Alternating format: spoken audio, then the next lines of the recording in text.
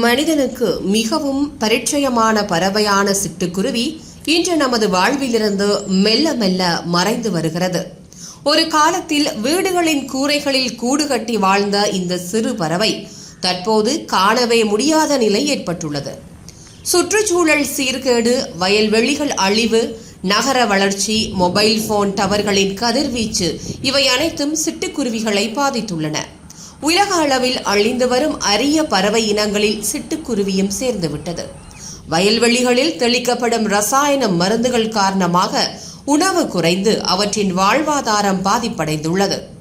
ஆனால் பருவமழை காரணமாக புதுவை தெற்கு பகுதிகளில் செழித்த நெற்பயிர்களில் பால் நிறைந்த நெற்கதிர்களை உறிஞ்சும் சிட்டுக்குருவிகளை காணும் மகிழ்ச்சி மக்களுக்கு கிடைத்துள்ளது.